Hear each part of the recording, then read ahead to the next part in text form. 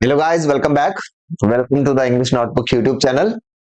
तो इस सेशन में हम लोग राजस्थान एपीओ के लिए एक एक तरह से डेमो क्लास आप लोग मान लीजिए। आज और कल दो लेक्चर्स मैं आप लोगों को प्रोवाइड करवाऊंगा, अपनी एप्लीकेशन पर भी रहेगा और ये यूट्यूब पर भी मैं ये लेक्चर शेयर करूंगा। तो इनके बाद जो हमारा एक सिलेबस है वो हम लोग स्टार्ट करेंगे, एक बेसिक से स्टार्ट करेंगे। ठीक है। तो जैसे कि जो कुछ जो इन्फॉर्मेशन है वो तो आप लोगों के लिए मैंने एक यूट्यूब पे जो सेशन शेयर किया था न्यू बैच अनाउंसमेंट के लिए, उसमें हम लोगों ने शेयर कर दी थी। यहाँ पर उस बैच को शेयर करने के बाद काफी सारे बच्चों की कुछ क्वेरीज भी आई थी। उनमें से एक जो कॉमन क्वेरी थी वो ये थी कि सर, सिलेबस जो है वो किस तरीके से आप स्टार्ट करोगे। तो आपकी जानकारी के लिए बता दूं कि जो जो टॉपिक्स आपके सिलेबस में दिए हुए हैं हम लोग उन टॉपिक्स को तो पढ़ेंगे, लेकिन उन टॉपिक्स को पढ़ने से पहले हमें एक फाउंडेशन जो है वो बनाने की जरूरत है। देखो, मैं ये मानता हूं कि आप अगर आप या मैं अपनी बात कर लेता हूं कि अगर मैं सिर्फ सिलेबस कंप्लीट करवाने की तरफ फोकस करूं तो ये हो जाएगा कि कहीं ना कहीं मैं मनी माइंडेड हूं, के साथ में मैं जस्टिफिकेशन नहीं कर पा रहा हूं। अगर मुझे वाकई में आप लोगों को हर चीज अच्छे से समझानी है, मैं चाहता हूं कि 50 आउट ऑफ 50 आप लोग स्कोर करो। अगर उस तरफ हमारा ध्यान हो, उस तरफ हमारा टारगेट हो, तो मुझे उन टॉपिक्स को पढ़ाने से पहले जो आपके सिलेबस में प्रिस्क्राइब्ड है, उससे पहले मुझे कुछ बेसिक आपके लेक्चर्स पर भी काम करना होगा, बेसिक टॉपिक्स के पर भी काम करना होगा। तो कोई मुझे जल्दबाजी है नहीं। हमारे पास में काफी टाइम है। एपीओ एग्जाम जो आपका 1 जून को है, तो उससे पहले हम लोग हर चीज बहुत बेहतरीन तरीके से पढ़ लेंगे। सेकंड थिंग, एक क्वेरी आ रही थी, सर बैच कब तक कंप्लीट हो जाएगा। तो आपकी जानकारी के लिए बता दूं कि बैच कंप्लीशन का जो मेरा टारगेट है, अभी जैसे जनवरी तो ऑलमोस्ट चला गया है। फेब में हम जैसे फेब और मार्च और मिड अप्रैल, यानी 2.5 महीने ऑलमोस्ट इसमें हमारा बैच चलेगा। ठीक है। ऑलमोस्ट रेगुलर क्लास आएगी, डबल क्लासेस भी आपको मिलेगी। ठीक है। और इन क्लासेस को आप चाहे उतनी बार आप देख सकते हैं, कोई लिमिट फिक्स नहीं है। एक लेक्चर को आप 2 बार 3 बार 10 बार भी 50 बार भी आप देख सकते हैं। लेक्चर के साथ साथ आपको कंटेंट भी, प्रैक्टिस के लिए भी आपको कंटेंट मिल जाएगा। और जो भी डाउट्स रहेंगे वो आप व्हाट्सएप के थ्रू आप क्लियर कर सकते हैं। मैं कांटेक्ट में रहूंगा, मैं टच में रहूंगा, हर चीज का सोल्यूशन जो है वो आपको प्रोवाइड करवाऊंगा। सिर्फ ये नहीं है कि बैच आपने परचेज कर लिया, मेरा काम बन गया, आप लोग अब अपने रास्ते, ऐसा नहीं है। एग्जाम तक, टिल एग्जाम तक मैं आप लोगों के साथ हूं। एग्जाम के जस्ट बाद में जो पेपर सोल्यूशन होगा, उस सोल्यूशन तक मैं आप लोगों को हर तरीके से आपको सपोर्ट करूंगा। चलिए, तो एक टॉपिक को स्टार्ट करते हैं। हालांकि ये टॉपिक आपके जो सिलेबस में हम लोग पढ़ेंगे उसमें दोबारा आप लोगों को पढ़ाऊंगा। सिर्फ एक जनरल आपके बेसिक जो एक तरह से डेमो मान लो, ये आपकी जानकारी के लिए एक लेक्चर जो है हम लोग एक टॉपिक को स्टार्ट कर रहे हैं। तो टॉपिक जो रहने वाला है वो आज हम लोग पढ़ेंगे आर्टिकल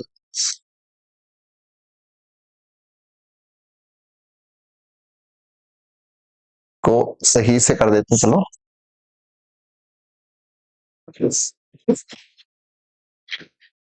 अब हो सकता है कि कई सारे बच्चों के माइंड में ये चले कि सर आर्टिकल्स तो सिलेबस में है ही नहीं, लेकिन आपकी जानकारी के लिए बता दूं कि आर्टिकल्स टॉपिक आपके सिलेबस में है। जो डिटर्मिनर्स नाम से एक टॉपिक आपके सिलेबस में दिया हुआ है, डिटर्मिनर्स, अगर आप देखोगे तो एक टॉपिक आपको मिलेगा सिलेबस में, डिटर्मिनर्स।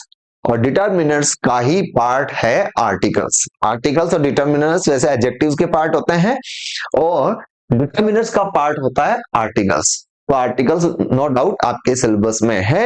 आपके एग्जाम में आर्टिकल्स के क्वेश्चंस पूछे जाते हैं और पूछे जाएंगे। आपका प्री एग्जाम है, उसमें भी अगर आपको याद हो, एक HMT वॉच है ना, this is an HMT watch, ये सेंटेंस आपके एग्जाम में पूछा गया था। तो चलिए हम स्टार्ट करते हैं। क्या होते हैं आर्टिकल्स, देखो। जैसे जो भी आर्टिकल्स होते हैं, जैसे आपने बचपन में भी पढ़ा है, ये ए एन द, ये इस टाइप के जो वर्ड्स होते हैं दे आर कॉल्ड आर्टिकल्स। ठीक है। डेफिनेशन पे अगर मैं जाऊं तो मैं इसको कह सकता हूं कि articles are the words which limits the meaning of a noun, जो किसी भी नाउन के मीनिंग को लिमिट करता है। लेकिन अभी हम उस लेवल पे भी एक बार नहीं जाएंगे। हम ये कहेंगे कि articles are the words like a and the. तीन जो वर्ड्स हैं हमारे सामने लिखे हुए हैं वो है आर्टिकल्स, ठीक है। हर एग्जाम की एक अप्रोच होती है, उसी अकॉर्डिंग पढ़ाई जाती है। अगर ये RPC grade 2 second grade teachers का एग्जाम होता तो इस टॉपिक को भी अलग तरीके से डिस्कस करना होता। हमारे एग्जाम में जिस तरीके से क्वेश्चंस आएंगे हम उसी चीज को फोकस में लेकर, उसी चीज को टारगेट में लेकर हम लोग चीजें पढ़ेंगे। तो ए एंड द ये जो वर्ड्स होते हैं ये आर्टिकल्स होते हैं। और एक कंडीशन आपको ध्यान रखनी है, आर्टिकल्स ये जो वर्ड्स हैं इनके बाद आने वाला जो शब्द होगा वो हमेशा नाउन होगा। बिकॉज आर्टिकल्स जो होते हैं वो डिटर्मिनर्स होते हैं and determiners are always followed by nouns. Determiners के बाद हमेशा नाउन्स आते हैं। डिटर्मिनर्स क्या होते हैं? डिटर्मिनर्स ये डिसाइड करते हैं कि जो वर्ड इसके बाद आ रहा है वो क्या है, नाउन। तो आपको इतनी सी बात ध्यान रखनी है कि articles are the words like a and the, और इनके बाद आता है न। फिर आर्टिकल्स ये जो वर्ड्स आपके दिए हुए हैं इनको डिवाइड किया गया है 3 काइंड्स में, ठीक है। 3 काइंड्स। एक है indefinite article. Indefinite articles. Indefinite articles की बात करते हैं तो उसमें हम लोग पढ़ते हैं यूसेज ऑफ ए और एन, ठीक है। और उसके बाद एक टाइप ऑफ आर्टिकल आता है that is definite article. Definite article. और डेफिनिट आर्टिकल में we study the use of the. Article the का यूज कहां होता है आपको आता होगा, बचपन में पढ़े हैं, स्कूल में पढ़े हैं, और हो सकता है आपने भी अपनी प्रिपरेशन के लिए आर्टिकल को पढ़ा है। लेकिन हमारी क्लास में हमेशा की तरह कुछ नया मिलेगा और वो कंटेंट मिलेगा जो एग्जाम में पूछा जाता है। मैं रेफरेंस बता सकता हूं कि कौन सा क्वेश्चन एग्जामिनर ने किस बुक से लिया है। प्रीवियस एग्जाम में आपके प्री एग्जाम हुआ है अभी, उसमें आर्टिकल का जो क्वेश्चन आया था वो ऑक्सफोर्ड पब्लिकेशन की एक बुक है जिसका राइटर है आरपी सिन्हा। उस बुक में से वो क्वेश्चन उठाया है।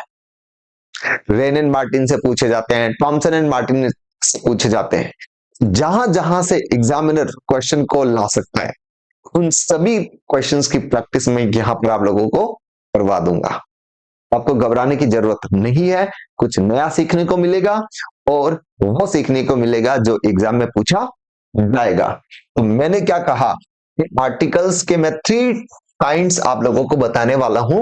एक इंडेफिनिट आर्टिकल जिसमें हम स्टडी करते हैं ए और एन की, एक होता है डेफिनिट आर्टिकल जिसमें हम स्टडी करते हैं जी की। वैसे आर्टिकल के 2 ही टाइप होते हैं, लेकिन कंपैटिटिव एग्जाम्स के लिए हमारे क्वेश्चंस को करेक्ट करने के लिए हमें आर्टिकल का एक टाइप और पढ़ना होता है, that is called no article. No article, और हम लोग जिसको कह सकते हैं जीरो आर्टिकल। ये क्यों पढ़ाया? क्योंकि देखो हमें ये तो पढ़ना है कि आर्टिकल का यूज कहां कहां होगा, लेकिन उसके साथ साथ हमें वो सिचुएशंस भी ध्यान रखनी है, वो कौन कौन सी ऐसी कंडीशंस है जहां पर किसी तरह के कोई भी आर्टिकल का यूज नहीं होगा। तो एक बार मेरे साथ आप बोलेंगे कि मैंने क्या कहा कि articles are the words like a and no, articles are always followed by nouns. Article के बाद जो भी शब्द आता है वो होता है हमेशा नाउन। और आर्टिकल के काइंड्स की अगर मैं बात करूं, articles are of 3 kinds, 3 types. Number 1 is indefinite article. Indefinite article का मीनिंग ही देखो अपने आप में इसके यूज को डिसाइड कर रहा है। इनडेफिनिट आर्टिकल का मीनिंग हुआ ऐसे नाउन्स जो इनडेफिनिट है, जो अनिश्चित है, जो अनसर्टेन है, जिनको स्पेसिफाई नहीं किया गया है। तो यहां पर हुआ इनडेफिनिट आर्टिकल, जिसके लिए हम पढ़ते हैं ए और एन। मैं नोट्स लिखवाऊंगा, चीजों को और सिंप्लीफाई करूंगा। डेफिनेट आर्टिकल का यूज तब होता है जब हम किसी भी नाउन को स्पेसिफिक कर देते हैं। हम अपने लिसनर को ये बता रहे हैं कि मैं किस पर्टिकुलर नाउन की बात कर रहा हूं, यानी स्पीकर और लिसनर दोनों अगर उस नाउन से अवेयर है तो उस कंडीशन में हम यूज करते हैं आर्टिकल द का। लेकिन कहानी इतनी आसान नहीं है, ये तो बेसिक है। इसमें भी बहुत सारे रूल्स, बहुत सारे एक्सेप्शंस आएंगे, वो भी हम पढ़ेंगे। और साथ साथ आपको वो ध्यान रखनी है, कंडीशन, ऐसी सिचुएशन जहां पर कोई आर्टिकल का यूज नहीं होगा। तो सबसे पहले हम स्टडी करेंगे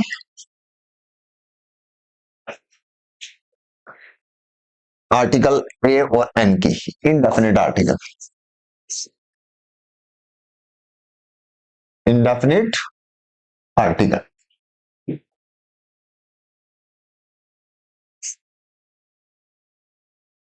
जिसमें क्या पढ़ते हैं हम लोग, ए और एन। कहाँ ए होगा कहाँ एन होगा इसकी भी चर्चा करेंगे, आप लोग वैसे जानते हैं, लेकिन और डिटेल में हम लोग पढ़ेंगे। एक चीज है, मैं ये मान के आप लोगों को पढ़ा रहा हूं कि आपको कुछ भी नहीं आता। इसमें किसी भी तरह की शर्म करने वाली बात नहीं है। अगर आप ये सोच के बैठे हैं कि मुझे कुछ नहीं आता, मुझे सीखना है, तो आप वाकई में सब कुछ सीख सकते हैं और बहुत कुछ नया सीख सकते हैं। ठीक है, तो यहां पर हम इनडेफिनिट आर्टिकल्स की बात करेंगे, इनडेफिनिट आर्टिकल जिसमें हम यूज पढ़ेंगे ए और बी का। ठीक है, तो यहां पर देखो, इनडेफिनिट आर्टिकल के लिए आपको मैं 3 कंडीशंस बता रहा हूं। 3 कंडीशंस, जहां जहां पर मैं जो 3 कंडीशंस बता रहा हूं, जहां जहां पर ये तीनों कंडीशंस फुलफिल हो रही है, जहां जहां ये तीनों कंडीशंस फुलफिल हो रही है, वहां पर आर्टिकल ए और एन दोनों में से कोई एक आर्टिकल आ सकता है। जिसमें कंडीशन नंबर 1 है, इसके बाद जो भी नाउन आएगा, द नाउन आफ्टर ए और N will be countable.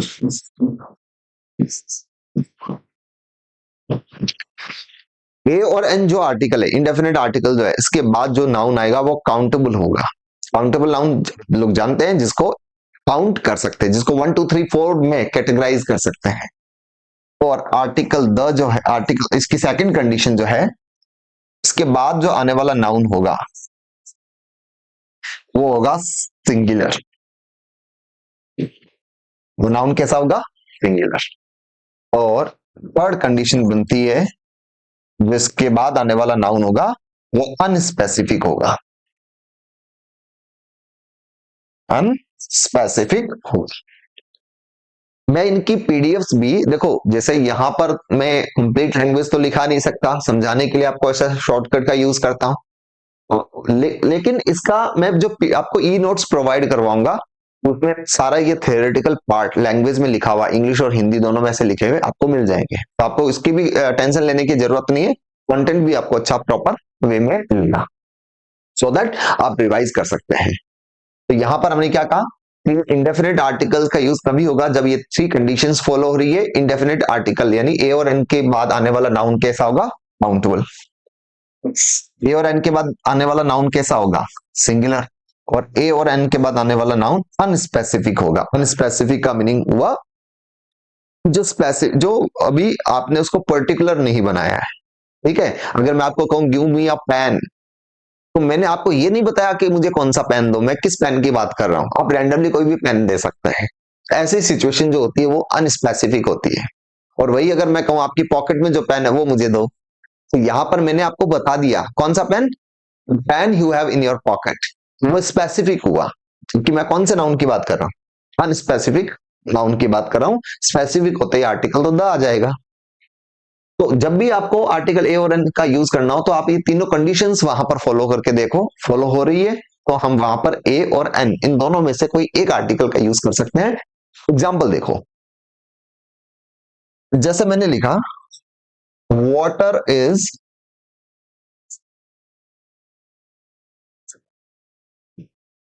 Essential for life. अब एक सेंटेंस मैंने यहां पर लिखा है, water is essential for life, और इससे पहले मुझे आर्टिकल का यूज करना हो। देखो द के बारे में तो हमने डिस्कस ही नहीं किया, ठीक है, जो नहीं पढ़ा एक बार उसको छोड़ो। हम तो बात करेंगे ए और एन आएगा नहीं आएगा, हम उसकी बात करेंगे। तो मैंने क्या कहा, इसके बाद जो नाउन आ रहा है आप उस नाउन को चेक करो ये जो वाटर वर्ड दिया हुआ है ये किस टाइप का नाउन है? क्या ये काउंटेबल है? वाटर को काउंट नहीं कर सकते? वाटर पानी तो क्या है, अनकाउंटेबल है। पानी को एक दो तीन चार में थोड़ी काउंट कर सकते हैं। पानी क्वांटिटी होती है, नंबर नहीं होता, क्वांटिटी में उसको मेजर करते हैं। तो ये अनकाउंटेबल है, अनकाउंटेबल है। पहली कंडीशन हमारी क्या थी कि अगर नाउन होगा तो नाउन काउंटेबल ही होगा। इट मींस यहां पर देखो इन्हीं चीजों के दो मीनिंग बन रहे हैं। मैं कह रहा हूं कि इसके बाद आने वाला नाउन सिर्फ काउंटेबल होगा। इट मींस इसके बाद अगर अनकाउंटेबल नाउन है तो वहां पर ए और एन नहीं आ सकता, नाउन सिंगुलर ही आएगा। अगर नाउन प्लूरल हुआ तो ए और एन नहीं आ सकता। नाउन अनस्पेसिफिक होगा, अगर स्पेसिफिक हुआ तो वहां पर आर्टिकल द आएगा, ए और एन तो नहीं आ सकता। तो यहां पर वाटर की बात की, वाटर काउंटेबल हो गया, यानी कंडीशन जो फर्स्ट कंडीशन है वही हमारी यहां पर ब्रेक हो गई। इट मींस यहां पर आर्टिकल ए और एन का यूज नहीं हो सकता। अब आएगा वैसे इसमें कुछ भी नहीं आएगा, सेंटेंस यही रहेगा, नो आर्टिकल रहेगा इसमें, water is essential for life. लेकिन नो आर्टिकल और आगे डिटेल में पढ़ेंगे, हम तो अभी सिर्फ ये देख रहे हैं ए और एन आएगा कि नहीं आएगा। तो तीन में से एक भी कंडीशन अगर फॉलो नहीं हो रही तो वहां पर ए और एन का यूज नहीं करेंगे। अब मैंने लिखा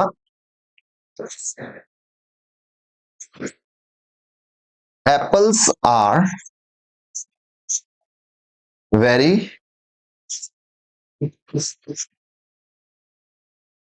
एक्सपेंसिव दीज डेज।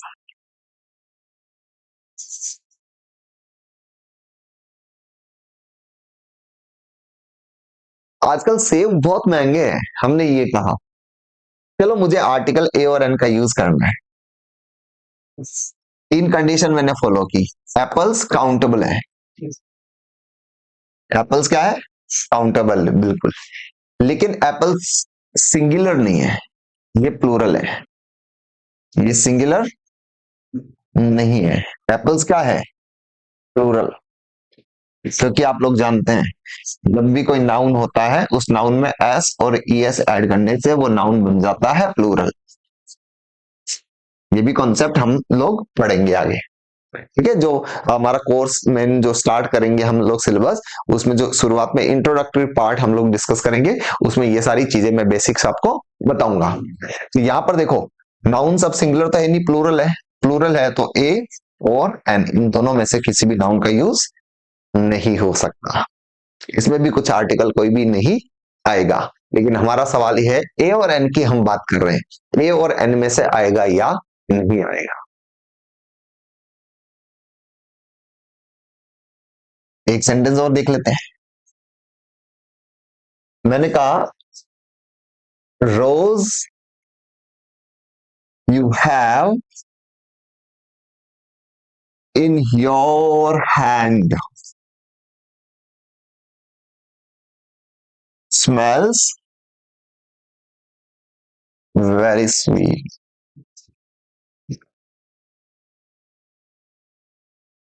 मैंने लिखा कि रोज वो गुलाब जो आपके हाथ में है, you have in your hand.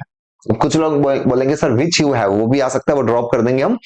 The rose you have in your hand, गुलाब जो आपके हाथों में है, स्मेल्स वेरी स्वीट, उसकी स्मेल काफी अच्छी आ रही है।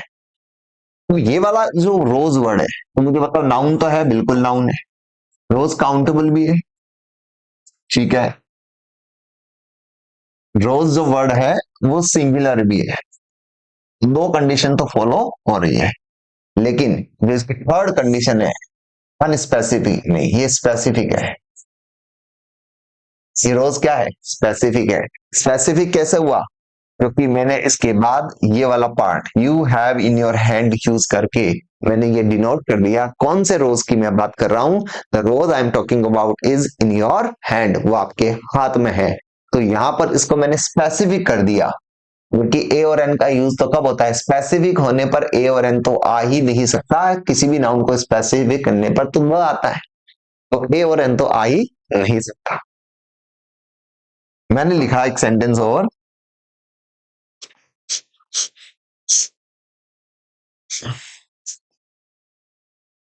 Tiger is a dangerous animal. इस सेंटेंस को देखो, tiger is a dangerous animal. मुझे ए और एन का यूज करना है मान लो, तो मैंने यहां पर सबसे पहले देखा टाइगर से काउंटेबल है, ठीक है। टाइगर क्या है, सिंगुलर है, ठीक है। क्या टाइगर स्पेसिफिक है क्या, नहीं, ये अनस्पेसिफिक है। अनस्पेसिफिक कैसे, क्योंकि मैं किसी विशेष टाइगर की बात नहीं कर रहा, मैं आपको ये थोड़ी बता रहा हूं मैं किस टाइगर की बात कर रहा हूं, वो टाइगर जो कल आपने देखा, ऐसा थोड़ी कुछ कहा है मैंने। मैंने कहा कि कोई भी जो टाइगर होता है that is a dangerous animal, यानी ये अनस्पेसिफिक है। और ये तीनों ही कंडीशन यहाँ पर फॉलो हो रही है। तो जब तीनों ही कंडीशन फॉलो होती है तो आप ए और एन में से यूज कर सकते हैं। टाइगर के लिए ए आएगा, एन क्यों नहीं आएगा उसका डिस्कशन हम अभी थोड़ी देर बाद करने वाले हैं। तो यहाँ पर इन सेंटेंसेस के थ्रू आप थोड़ा बहुत आइडिया आप लगा चुके हो, वैसे और पढ़ना है आगे, लेकिन कहीं ना कहीं एक रफ ड्राफ्ट जो है वो आपके माइंड में बन चुका है कि ए और एन का और द का जो यूज होता है वो किस डायरेक्शन में हम कर सकते हैं।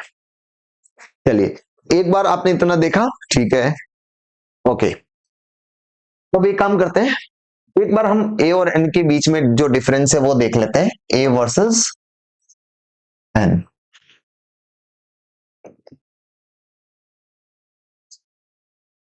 देखो आप लोग ऑफिसर्स बनने जा रहे हैं, ठीक है, तो बीइंग लैंग्वेज टीचर मैंने अभी थोड़ी देर पहले भी कहा था कि मेरा टारगेट सिर्फ सिलेबस कंप्लीट करवाना नहीं है, मेरा टारगेट ये है कि आपको कुछ नया सिखाना।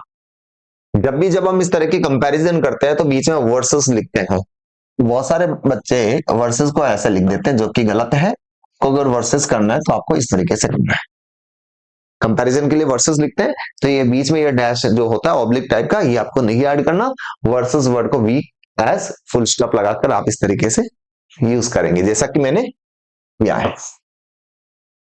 अब देखो, ए कहाँ आएगा और एन कहाँ आएगा, दोनों में समझ लो, दोनों एक तरह से आप ये मान के चलो ब्रदर्स हैं। ए और एन जो है वो दोनों सगे भाई हैं, बस इनका जो यूज होता है वो साउंड के आधार पर डिसाइड होता है। कोई भी वर्ड जो है, जिस वर्ड को हम प्रोनाउंस करेंगे उसके प्रोनाउंसिएशन, उसके उच्चारण से हम डिसाइड करते हैं कि इस शब्द के बाद ये आएगा या एन आएगा। तो ये रूल याद रखना है कि जो ए है, ठीक है, ये कब आएगा,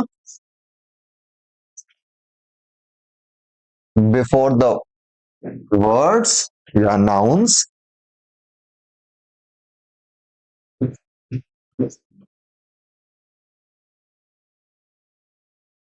विच स्टार्ट्स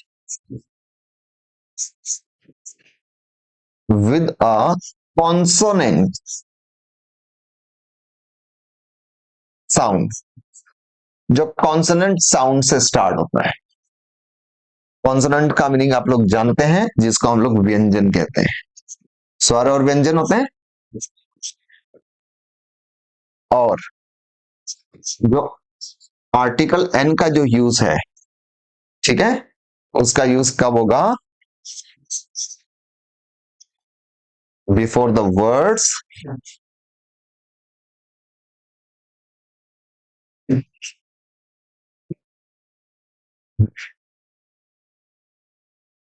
विच स्टार्ट्स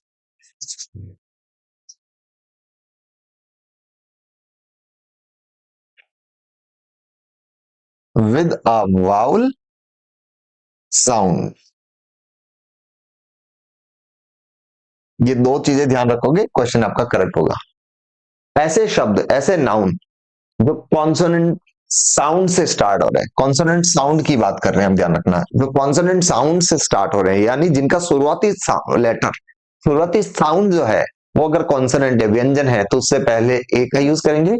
और अगर कोई वाउल साउंड से स्टार्ट हो रहा हो, स्वर की जो आवाज, ध्वनि जो होती है उससे स्टार्ट हो रहा हो, तो उससे पहले हम लोग एन का यूज करेंगे। एक चीज मैं बार बार आपको पॉइंट आउट करना चाहूंगा कि यहां पर हम लोग साउंड की बात करते हैं, वैसे तो ए ई आई ओ यू, ये जो 5 लेटर्स हैं ये आपके वाउल्स होते हैं, ठीक है।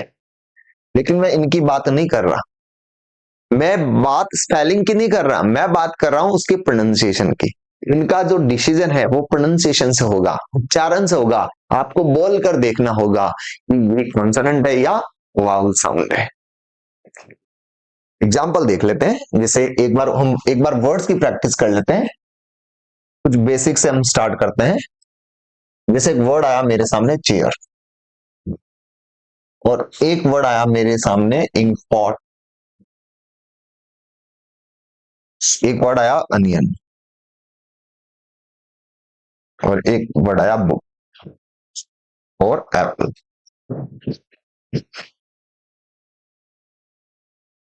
वर्ड आपके सामने लिखा हुआ है चेयर। चेयर में स्टार्टिंग का साउंड है, आप लोग सी बताएंगे, कुछ लोग सी बताएंगे, आपको सी नहीं देखना। आप तो इस वर्ड को बोलो। जब चेयर आपने बोला तो आपने नोटिस किया जो उसका फर्स्ट साउंड है इस वर्ड का, वो है च। तो च जो है वो एक कॉन्सोनेंट की ध्वनि है। स्वर क्या होते हैं? अ, आ, ई, ये जो साउंड्स होते हैं हिंदी की तरह मैच कर सकते हो, उनसे पहले एन आएगा। आपने देखा कि ये च से स्टार्ट हो रहा है, तो च एक व्यंजन है, कॉन्सोनेंट है, तो इससे पहले ए और एन की अगर बात करनी हो हम आर्टिकल ए का यूज करते हैं। जैसे आपने बोला इंक पॉट, तो इंक पॉट में जो फर्स्ट साउंड आ रहा है वो है ई, तो इसलिए हमने आर्टिकल एन का यूज किया। अनियन की बात करते हैं, अनियन में फर्स्ट साउंड है आपका अ के लिए हमने कर दिया। और जैसे ही आपने बोला बुक, बुक में फर्स्ट साउंड है ब, जिसमें क्या आ गया? कॉन्सोनेंट यानी ए। जैसे वर्ड बोला आपने एप्पल, एप्पल में फर्स्ट साउंड है ए, तो इसके लिए हमने क्या यूज कर दिया? अरे सॉरी, बुक में ब आ रहा ना, तो ए, और एप्पल में आ गया, क्योंकि ये कॉन्सोनेंट और ये वाउल साउंड है। तो ये तो एक रफ आइडिया हुआ जो आप लोग जानते हैं, लेकिन मैं बार बार ही कह रहा हूं कि हमें यहाँ पर ए और एन का यूज करने के लिए हमें ये जो लेटर्स लिखे गए हैं इनको नहीं देखना, हमें चेक करना है साउंड में, बोलकर देखना है। उन वर्ड्स के उच्चारण से हम लोग ये डिसाइड करेंगे कि इनका सही यूज क्या है। जैसे एक वर्ड मैं यहां पर लिखूंगा CUROPEA, ठीक है, और इसको वाइट कर देता हूं। एक वर्ड मैं यहां पर लिखूंगा इंजीनियर। इन दोनों ही वर्ड्स में देखो स्टार्टिंग किससे हो रही? ई से। दोनों ही वर्ड्स की जो बिगिनिंग हो रही है वो लेटर ई से हो रही है, आपको पता दोनों में ई आ रहा है। लेकिन जब मैं उसका उच्चारण करूंगा तो ये जो है इसका उच्चारण होगा यूरोपियन, यह से स्टार्ट होगा, यूरोपियन, यूरोप, ठीक है। और ये जो है इंजीनियर, इसको हम लोग बोलते हैं इंजीनियर, ये ई से स्टार्ट हो रहा है, तो यानी ये कॉन्सोनेंट से स्टार्ट हो रहा है और ये वाउल साउंड से स्टार्ट हो रहा है। तो इसलिए यूरोपियन के लिए कॉन्सोनेंट है तो अ यूरोपियन, अ यूरोपियन, और इंजीनियर के लिए एन इंजीनियर। साउंड की बात हो रही है। वर्ड मैंने लिखा एक आपके सामने यूनिट। अब आप देखेंगे इसका उच्चारण, देखो इसका उच्चारण क्या है? यूनिट। इसका उच्चारण क्या है? यूनिट। तो यूनिट में आपने नोटिस किया क्या आ रहा है? यह, तो यह जो है इसके लिए ऑब्वियसली क्या आना चाहिए? अ। वर्ड आपके सामने आया यूनिवर्सिटी, यूनिवर्सिटी। ए और एन की अगर बात ही करनी पड़ी तो देखो यूनिवर्सिटी में य प्लस ऊ आ रहा है, यूनिवर्सिटी, य प्लस यू। वो यू आप ये वाला मत कंसिडर करना, आप उच्चारण देखोगे यह साउंड आ रहा है, यह एक कॉन्सोनेंट है, तो अगर आपको ए और एन में से यूज करना होगा तो क्या करोगे? A university. लेकिन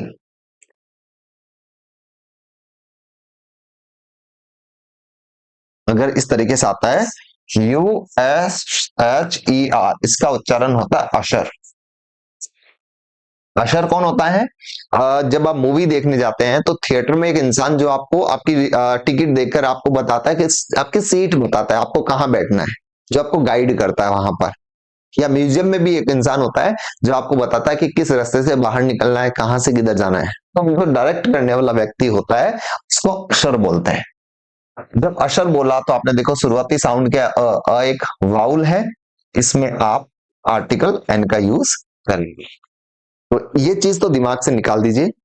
मुझे ए ई आई ओ यू देखकर डिसाइड नहीं करना, मुझे जो भी चीज डिसाइड करनी है वो करनी है मुझे उसके साउंड को देखकर। यहां पर एक चलो, जब हमने इतना पढ़ा तो एक एग्जांपल देखते हैं। जैसे एक वर्ड आया आपके सामने, CUNUCH, ठीक है। एक वर्ड में लिखता हूं HAIR, HAIR, और एक वर्ड मैंने लिखा HEIR। थ्री वर्ड्स आपके सामने दिए हैं। आपके माइंड में जो क्वेरी चल रही होगी वो भी मुझे पता है, मैं भी एक्सप्लेन करूंगा, लेकिन उससे पहले मेरी बात सुन। जब मैंने वर्ड लिखा, इस वर्ड को हम इस तरीके से लिखेंगे ह्यूनक। ह्यूनक होता है जो ट्रांसजेंडर होता है, किन्नर, ठीक है, जो नर और मादा दोनों ही नहीं होते, जो थर्ड जेंडर होता है दैट इज कॉल्ड ह्यूनक। ह्यूनक में भी आप देखो यह साउंड आ रहा है, तो ये इसके लिए ह्यूनक के लिए क्या आएगा, अह्यूनक। ऐसो अह्यूनक, अह्यूनक, HAIR, this is called hair, hair, hair, तो क्या आ जाएगा, अ हेयर। लेकिन HEIR, this is called heir, this is air. इसका जो उच्चारण है, इसका प्रोनाउंसिएशन है वो क्या है, एयर। ये एक वाउल साउंड है और इसके लिए क्या आना चाहिए, एन आना चाहिए। अब सवाल यह है आपके माइंड में, सर ये तो आपने बता दिया, चलो ये हेयर है, ये एयर है, दिस इज ह्यूनक, हमारे सामने जब वर्ड्स आएंगे हम कैसे प्रोनाउंस करेंगे अगर हमें किसी वर्ड का प्रोनाउंसिएशन नहीं पता चला, किसी वर्ड का सही उच्चारण अगर हमें नहीं पता, तब हम कैसे करेंगे। उसका भी सोल्यूशन है। कोई टैबलेट नहीं आएगी कि आपको टैबलेट दे दी जाए उससे पता चल जाए, आपको पढ़ाया जाएगा।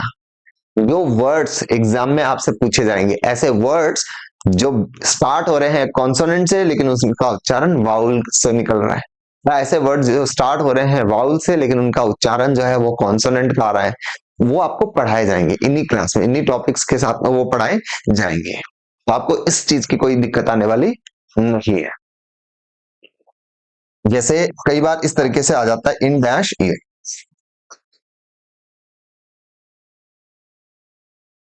अब मैंने क्या कहा कि अगर आपने इसको गलत प्रोनाउंस किया, अगर आपने इसको ईयर प्रोनाउंस किया, ईयर, तो ऑब्वियसली कोई भी इंसान होगा वो ऑब्वियसली ईयर आएगी तो एन लिखेगा, लेकिन इसका प्रोनाउंसिएशन, इसका उच्चारण ही आप लोग गलत करते हो, ये ईयर है नहीं, दिस इज कॉल्ड हियर। इसका उच्चारण कुछ इस तरीके से बन गए, यानी जब YEAR होता है इस वर्ड को उच्चारण करते वक्त इसका जो इनिशियल साउंड है वो ये आता है, तो यह है तो इन ईयर नहीं होता, इन अ ईयर होता है, इन अ ईयर। तो YEAR से पहले आपको आर्टिकल ए का यूज करना होता है। जिस तरीके से हमने ये पढ़ा वैसे ही जो सारे वर्ड्स आपको पढ़ाए जाएंगे।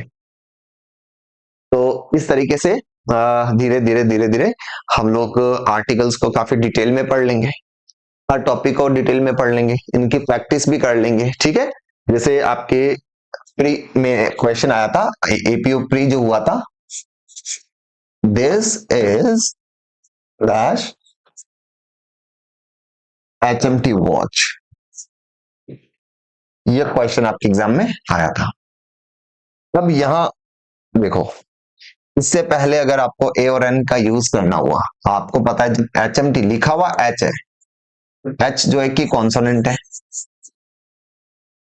व्यंजन है, लेकिन मैंने कहा आपको लेटर देखना ही नहीं, आपको तो प्रोनाउंसिएशन देखना है। प्रोनाउंसिएशन किया आपने तो आपने देखा ये ऐसा लिखा हुआ है एच, HMT, और ए जो है वो क्या है, एक वाउल साउंड है, तो ऑब्वियसली यहाँ पर एन का यूज किया जाता है। ये रीजन था कि इस वर्ड से पहले आर्टिकल एन का यूज किया गया था।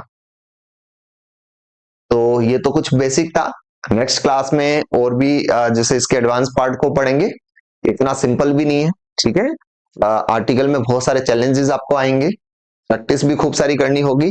और सबसे बड़ा इशू तो यह है कि आपका जो अब एग्जाम है, मेन एग्जाम, उसके अंदर किसी तरह का कोई ऑप्शन नहीं आएगा, वो क्वेश्चन दिया जाएगा, उसको रिकरेक्ट करना है।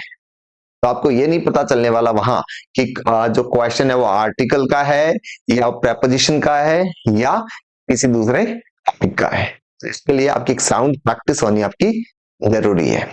उसके लिए घबराने की जरूरत है नहीं। मैं हूँ जब प्री एग्जाम में भी आपको काफी सपोर्ट मिले थे मेरे लेक्चर से, मेन एग्जाम में भी आपके लिए काफी सपोर्ट, काफी यूजफुल होने वाला है। तो आज के लिए इतना ही। तो जो ऑनलाइन कोर्स है हमारा, इसकी एक बार मैं वापस आपको इंफॉर्मेशन दे दूं। एप्लीकेशन आप लोग डाउनलोड कर लो, कि डिस्क्रिप्शन बॉक्स में, वीडियो का डिस्क्रिप्शन बॉक्स में भी इसकी जो लिंक है वो दे रखी है। उसमें जाकर जो बैच आप परचेस करोगे, उसके अंदर जो आपको क्लासेस आपको मिलती रहेगी, पीडीएफ आपको मिलती रहेगी। और वहां पर आप जब भी पढ़ो, जो भी लेक्चर आप लो, आप जैसे क्लास में बैठे हो, ऑफलाइन क्लास में जब बैठते हो, सुनते हो, नोट्स बनाते हो, वैसे नोट्स भी बनाए आप लोग। रिवीजन होगा, नोट्स भी बनाओगे, तो उससे क्या होगा कि आपका दिमाग जो है वो अच्छे से फंक्शन करेगा, आप लोग चीजों को और बेहतरीन तरीके से समझेंगे। वहां पर आपको डाउट आ रहा है वो आपको पता चलता रहेगा। ठीक है, चलिए अपना और अपनों का ध्यान रखिए, मिलते रहेंगे। जय हिंद।